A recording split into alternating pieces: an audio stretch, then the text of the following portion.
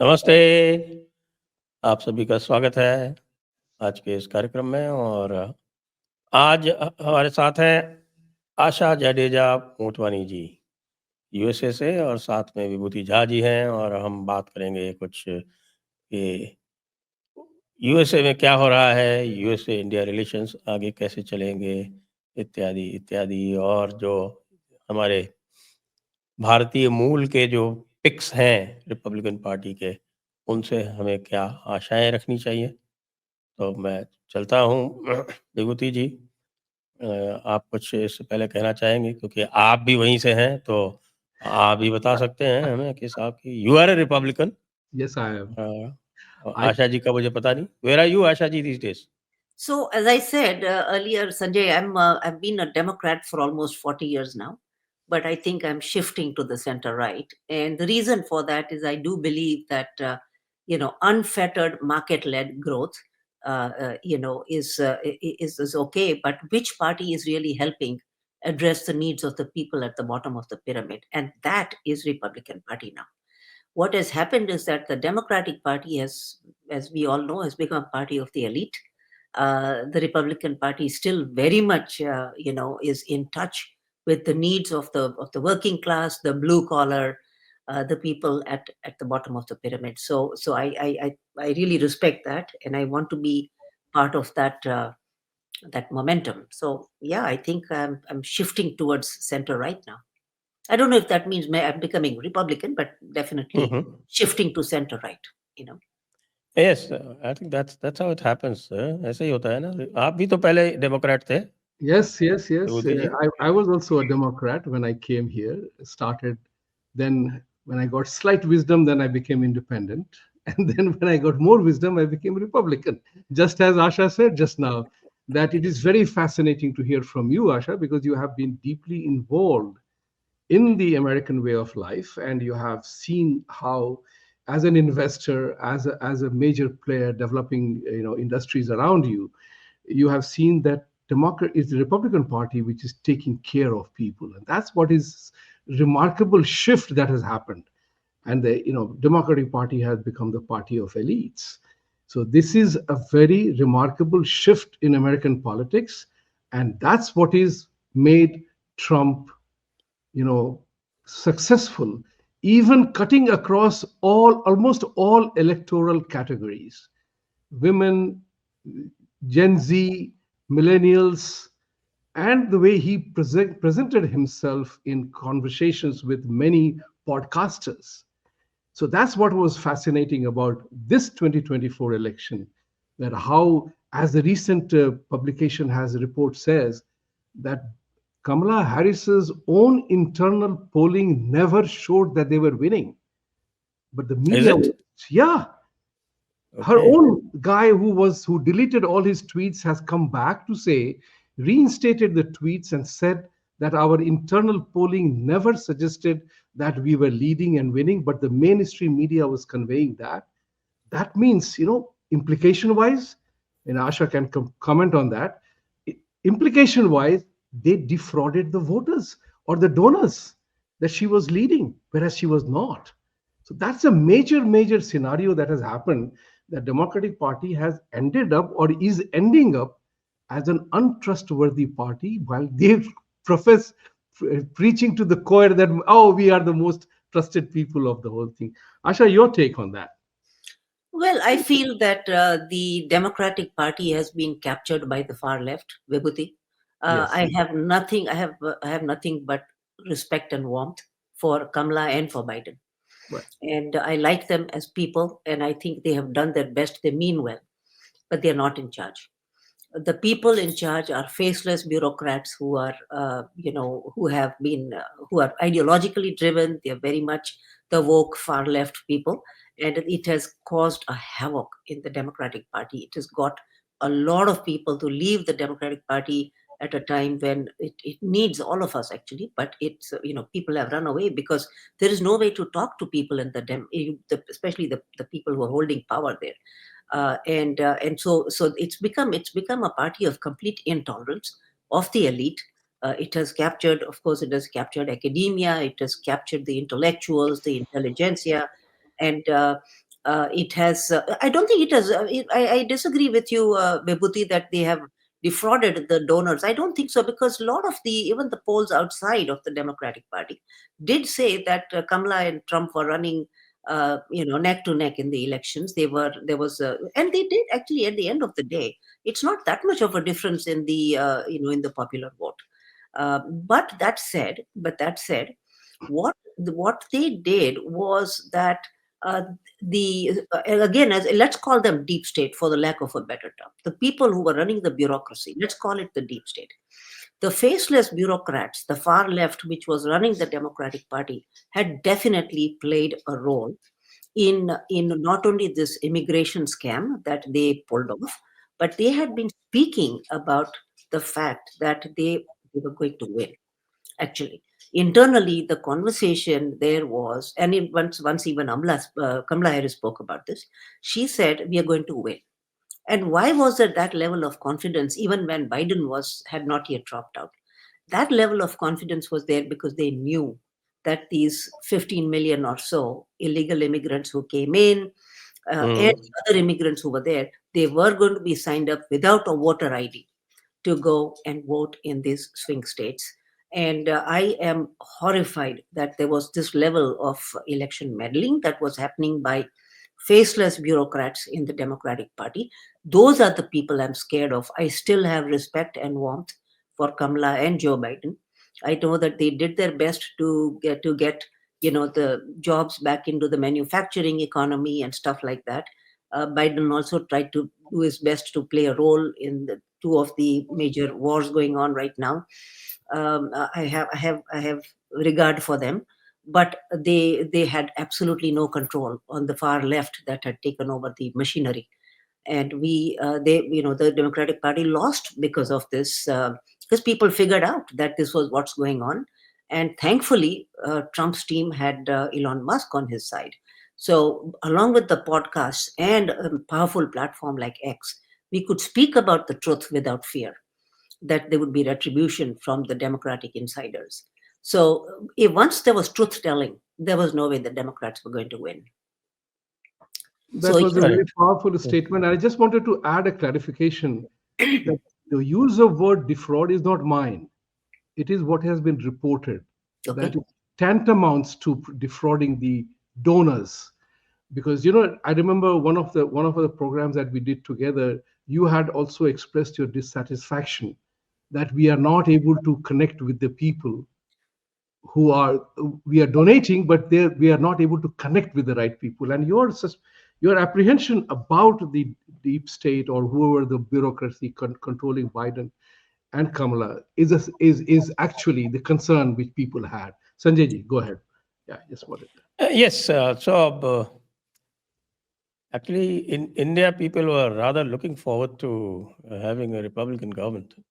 The sentiment in India was more for the Republican, because the impression here was that somehow the Democrats were anti-India, and that got consolidated. That impression got strengthened after they meddled in Bangladesh and brought down the government and And Sanjay, let me put mention in that put in a puppet.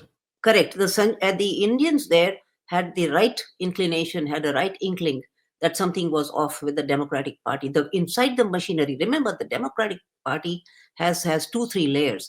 The deeper guys who are in there are the ones who are they are hands down anti-India. And we are trying to figure out why this is so. How do we reach them? Can we engage them to find out why they are so anti-India? And I just have a feeling that this is an ideologically captured far left team deep within the Democratic Party who hates Modi.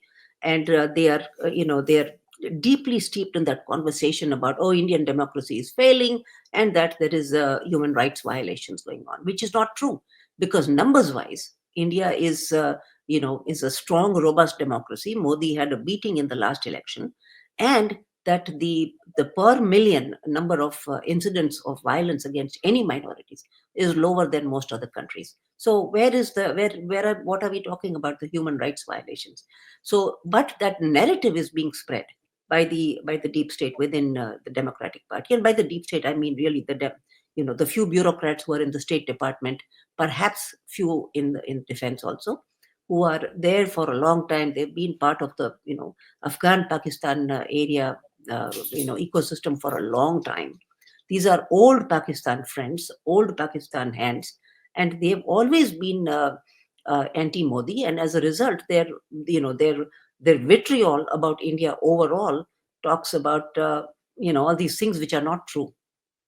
But so Sanjay, you are absolutely right, and I think the Indians have an inkling, that gut feeling the Indians had, that Republicans are better for us. I think it's absolutely spot on.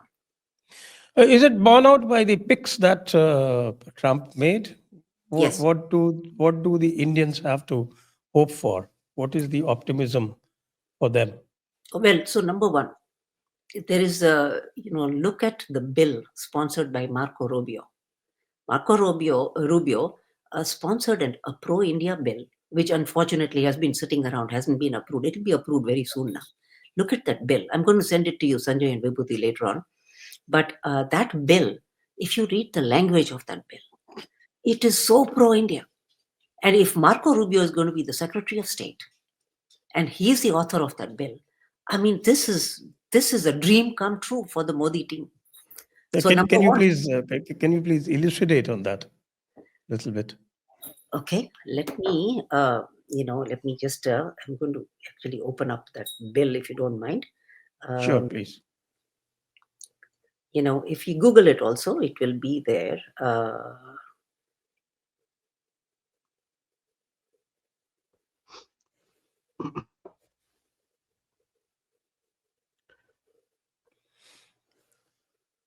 So Marco Rubio's pro-India, plus there are three Indians.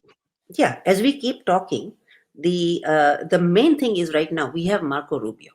Number one, he is absolutely hands down the most pro-India guy that we can imagine. Number one. Number two, Tulsi Gabbard. Tulsi Gabbard is nothing to do with Hinduism or anything. Tulsi, remember, she's not Indian. Tulsi's parents. Yes, she's American. She's Hawaiian.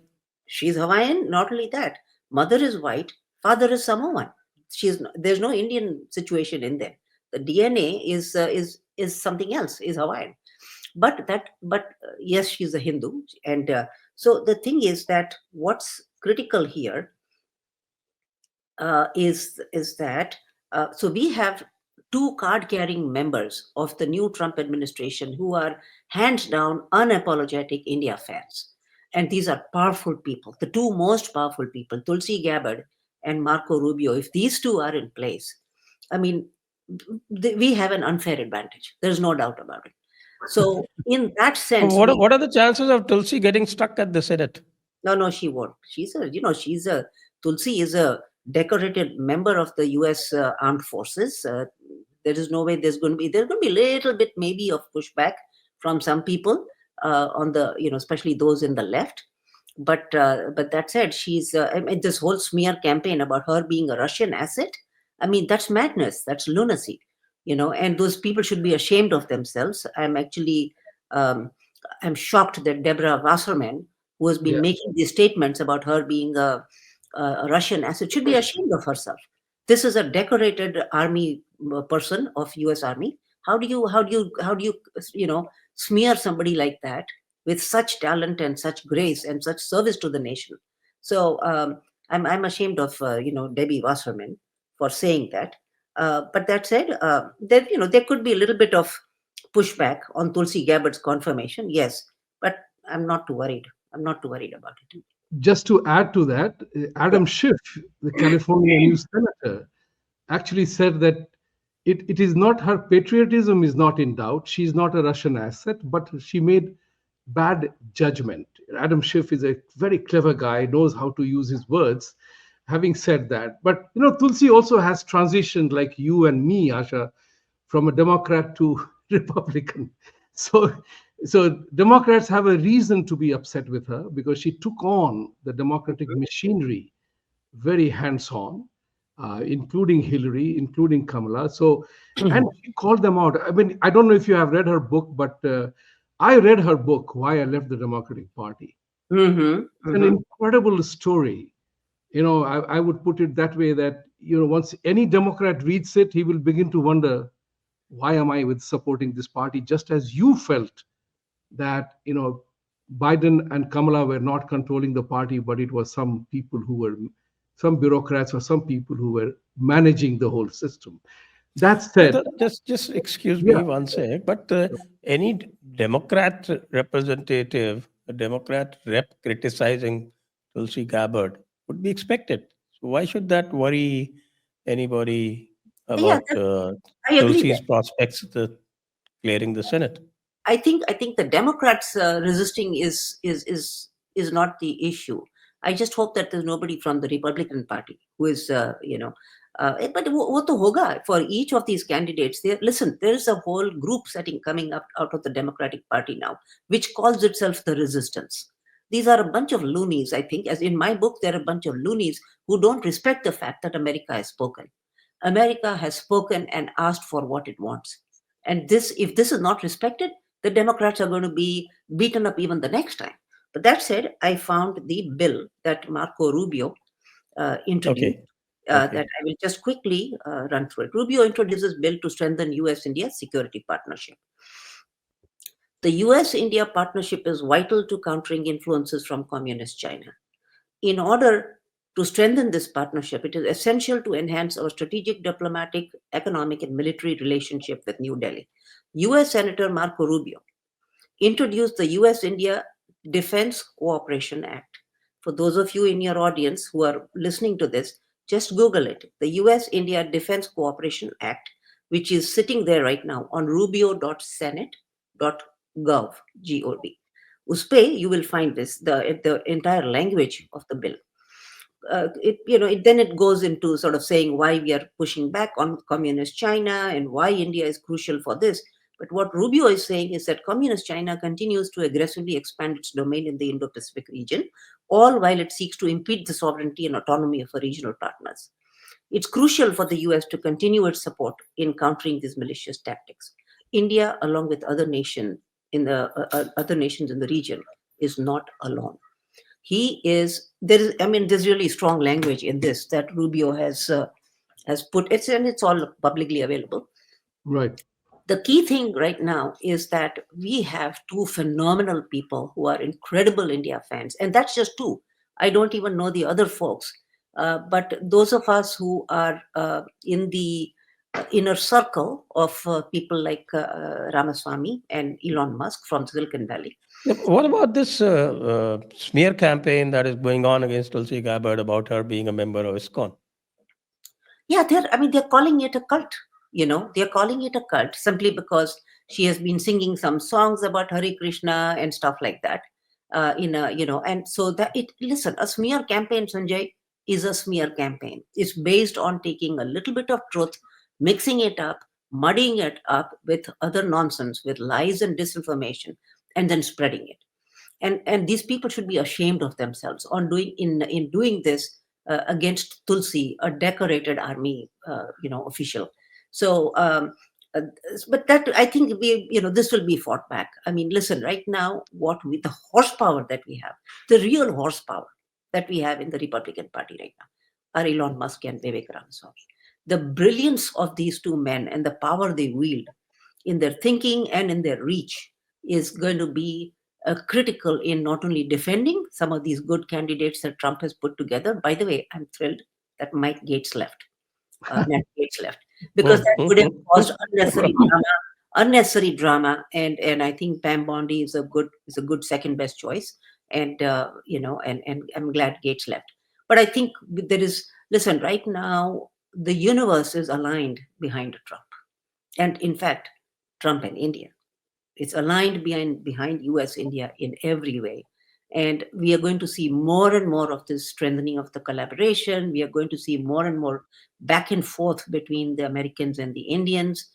It's already happening. I mean, you look at the number of people that are just daily going back and forth. I keep hearing about, contingents of people from Washington, D.C., a huge group of journalists going to India, massive group of business people going to India, and India se itne nahi aate. From India, I don't see that much of a sort of business groups coming from India into America, but that's probably because it's already happening on its own organically.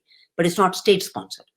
But state sponsored visits by Americans to India are just are enormous right now, and they're growing by the day. And this is going to be, hugely accelerated in the Trump administration. So we are actually looking at unprecedented good times. I would strongly recommend, Sanjay, as time goes by, that you start a series which talks about what happens when two of the most powerful democracies of the planet come together for the first time in history. Remember, we are coming together for the first time in history, For officially. first time, not in Yes, the previous Trump era. not But much. I'm delighted to hear that word from you. The most powerful democracy. Sanjay ji knows about it. He and I have talked about that the world's two most prominent democracies, they have to come together. Yeah. Otherwise, the leftist forces will take over the world. And I'm so proud and so happy to hear what you said, because for the first ever time, I have read Rubio's bill, because Rubio is a very, very great character. I've followed him, I've read his bill, and I said, this is the first ever time that India and the United States will actually live up to the two definitions of strategic partners and natural allies that will fructify in this administration. And this is a testament to Trump's vision and Yes. equity, that he has brought three prominent India lovers in his cabinet.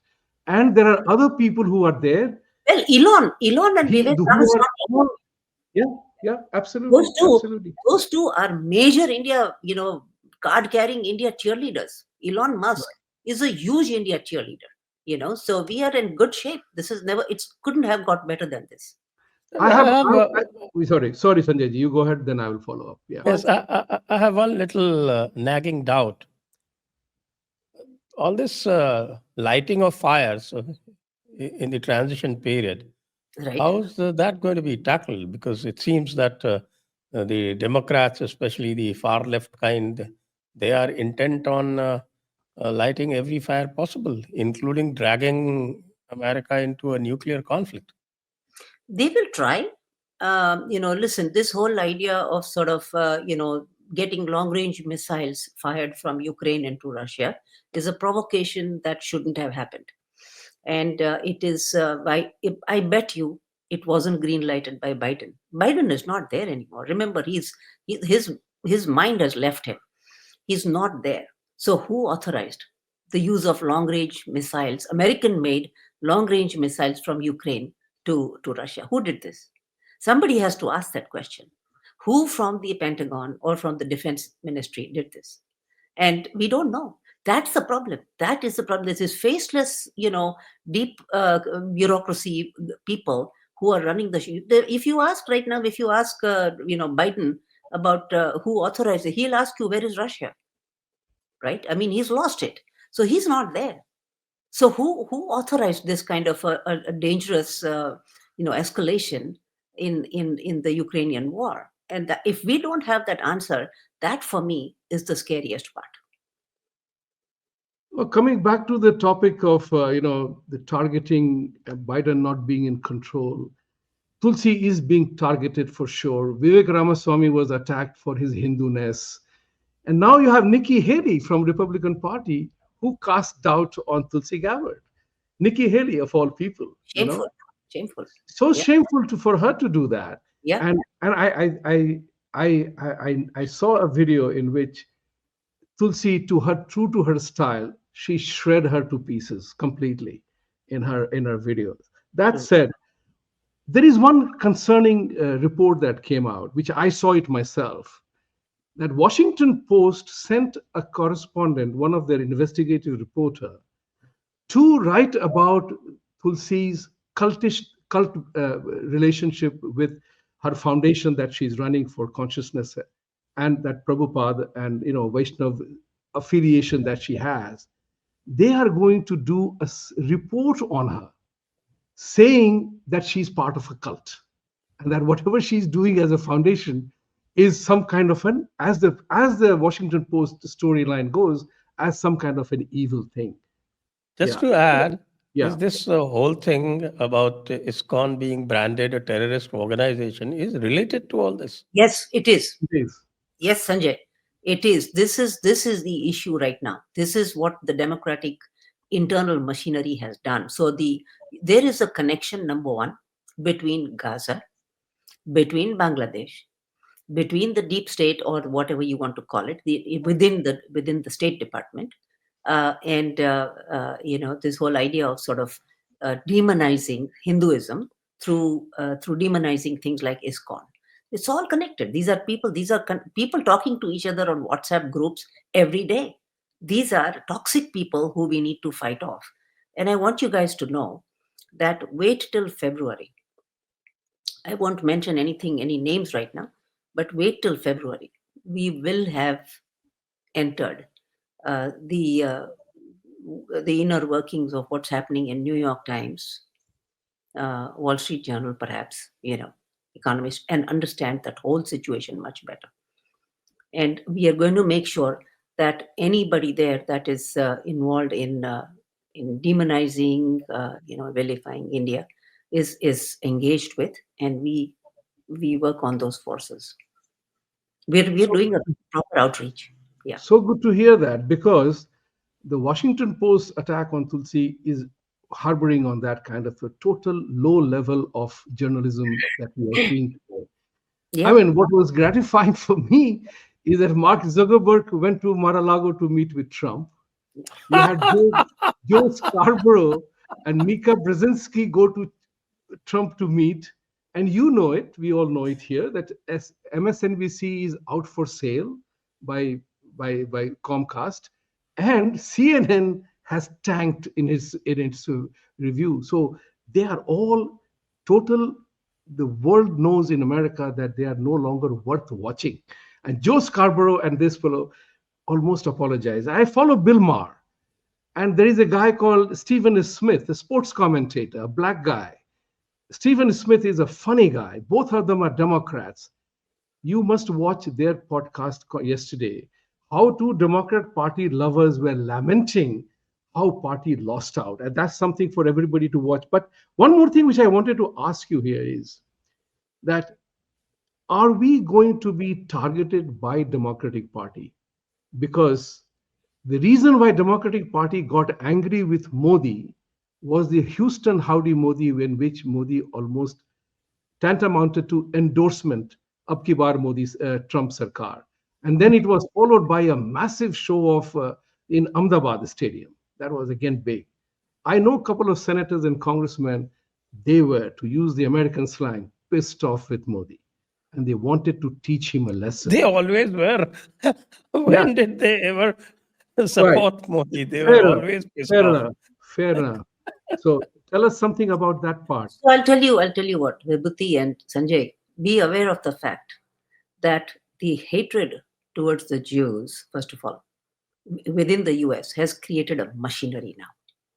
Okay, there's an existing machinery within the Democratic Party, not so much in the Republicans. In the Democratic machinery, there's a bureaucratic and media machinery at work against the Jews. What is happening now is swap out the word Jews for Hindus, and they're piggybacking on that powerful machinery of disinformation which is already in place. So this is the issue right now, that the people who are smearing Hindus and Hinduism and India and Modi and so on are the same people who are anti-Semitic, Jew-hating, people within the bureaucracy, especially within the State Department. And they're also deeply connected to academia. They are connected to some of these corporate DEI programs and so on. But it's a machinery, and a lot of time, I just saw something, in fact, on my on my email just now, about how people have been using DEI training to demonize and smear Hindus. And people like Equality Labs have infiltrated the DEI training and have actually got these handbooks which talk about Jews and Hindus in one breath. And they talk about both of them being oppressive groups, widely successful in the US because we are oppressive groups. They call all of us Brahmins. I mean, it is a smear campaign which is well funded. And, it's the same people who introduced the caste bill, if you remember, Equality Right. Lab. Yeah, the same people. So they're at it. They're at it. But what's interesting is that they have infiltrated the DEI bureaucracy. They've infiltrated the DEI mechanisms which are in corporate world now, which where from which they are smearing the Hindus. And it's very sad that this is going on. It's pure lies. It's disinformation, and it's a shame that they're doing that. And we'll expose them. I mean, there is no way that these entities are so morally corrupt. Places, people, the groups like equality labs are so morally corrupt in the level of disinformation they're spreading. They're going to lose, of course. It's just that we, instead of enjoying our lives and having a nice martini and whatever, a sandwich, instead of that, what we are doing is we are having to fight this disinformation.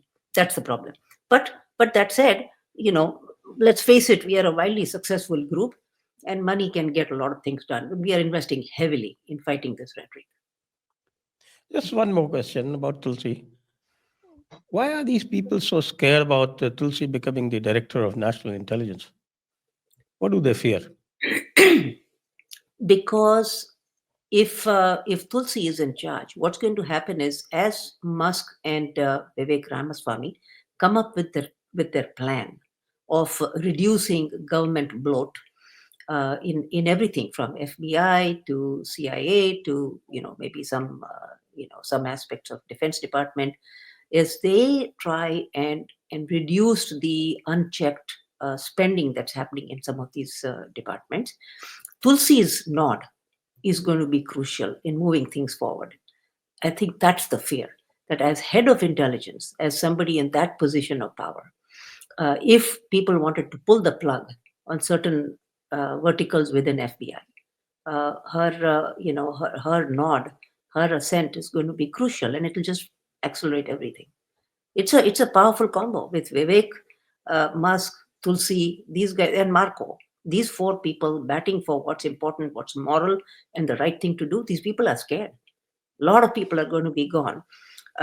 In a few minutes, I'll have to leave, Sanjay. But any other questions? Yeah, I just wanted to say one thing. About Jai One thing she has Bhattacharya. been. Go on, Sanjay. Jai Bhattacharya. Jay Bhattacharya is phenomenal. He's an outlier in this whole health debate. He's a very solid, Stanford professor, medical doctor, and somebody that we all trust here at Stanford. And in the past he was vilified because he went against Dr. Fauci, and he said that we don't need to have these draconian measures of school shutdowns, which will affect our children, and it will create mental health issues that we are all seeing now. He was one of the few voices of reason who spoke about this many years ago. I mean, during the pandemic especially, and he was absolutely chewed up by the left and said, "How dare he go against Dr. Fauci?" But now the data is showing that Jay Bhattacharya was right. So Trump has done very well in getting Jay Bhattacharya to help RFK Jr. And hopefully they will be able to reboot some of the health initiatives here and get American health under control. People right now, US is suffering from unprecedented levels of chronic diseases, and I think between 4 or 5 people in RFK's team, we'll see progress towards what RFK calls making America healthy again.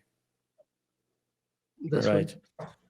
Yeah. Um, I just wanted to ask you one last thing about it, that one of the accusations on, like the chorus with Elizabeth Warren, a couple of other people in Democratic Party say that she is a Russian asset. Tulsi is a Russian asset. But the points that she has actually made resonates with the famous Russian expert Stephen Cohen, Mm-hmm. who advised many presidents to do that. So will that hold? Will that accusation hold in the confirmation hearing? I don't think so, Vibhuti. It is just going to be a headache for Tulsi and for the Trump team. But I think Tulsi's position on Ukraine of sort of, look, she wanted us to stay off Ukraine to some extent. She didn't want us investing this heavily in Ukraine. And that's Trump's position too, which is to say that Europe should bear the cost of the Ukraine war, not America.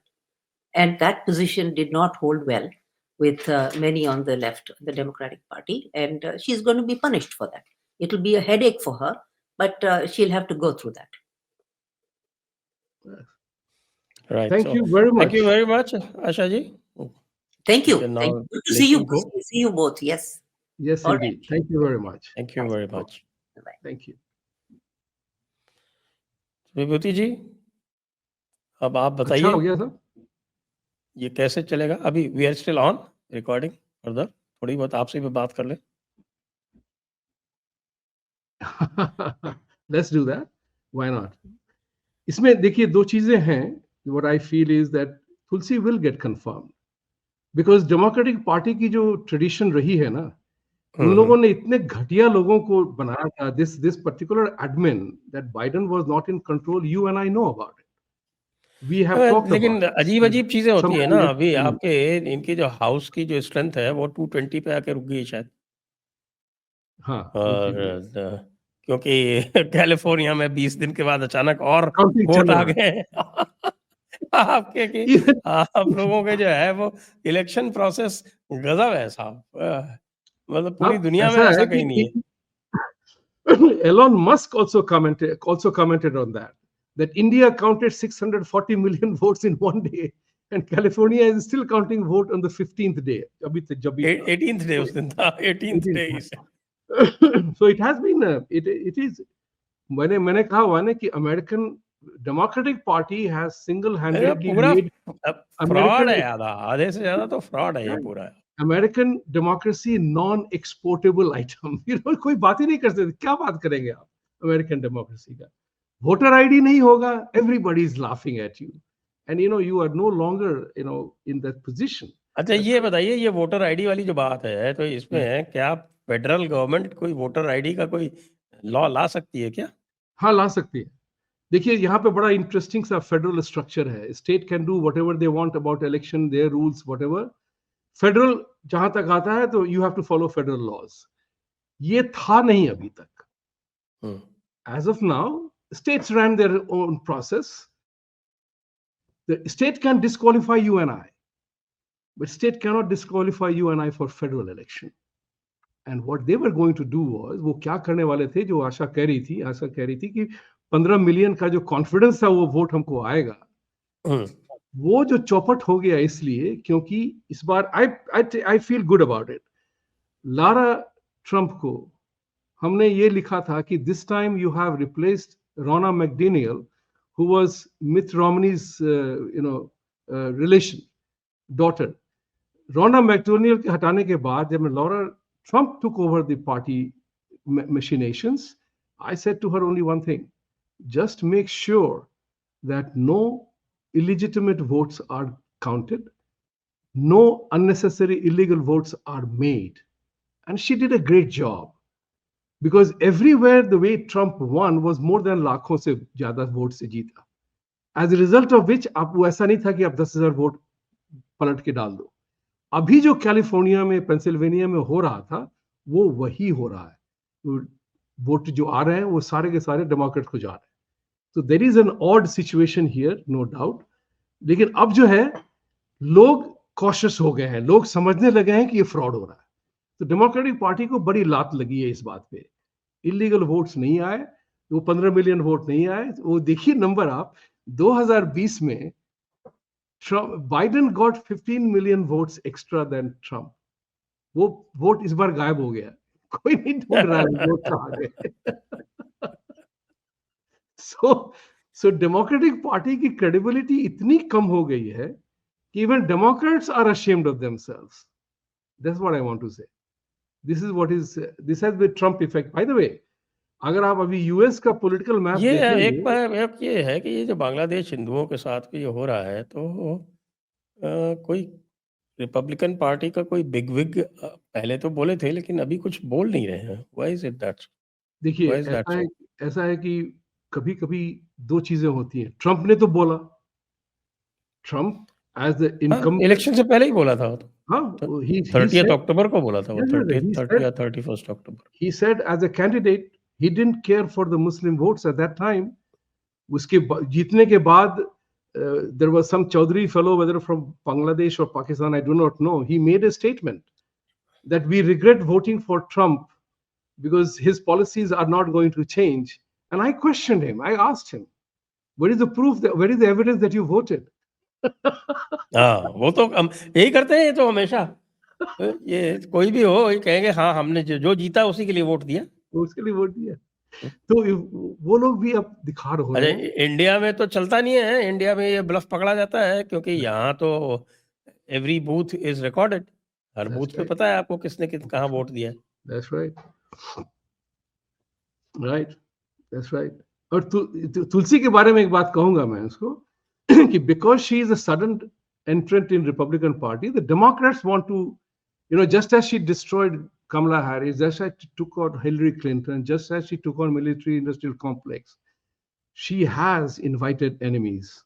And there are very formidable enemies against her. So Hillary Clinton will be really annoyed if Tulsi is confirmed. And yeah, oversight of CIA, yeah, FBI, exactly. Think about it. Think about it. Military intelligence. Exactly. She would 27 be afraid. 27 or 17? Benghazi file na khul jaye kahin. She would be afraid of that. Hillary would be afraid of that. But anyway, that matter was closed by at that time administration. That's right. Right. So this is very fascinating. तो आइए आज की चर्चा को यहीं पर विराम देते हैं। सभी दर्शकों को बहुत बहुत धन्यवाद। Thank you. और मैं हमेशा कहता हूँ ये प्रोग्राम जयपुर डायलॉग और जयपुर डायलॉग यूएसए दोनों पे ही देखें, दोनों पे ही साइमलकास्ट होगा। Thank you. ये आपको शुरू में बोलना चाहिए था, एंड में तो कोई फायदा नहीं बोलने से। नहीं, एंड में भी लोग देखेंगे क्योंकि शुरुआत तो आपने की थी ना।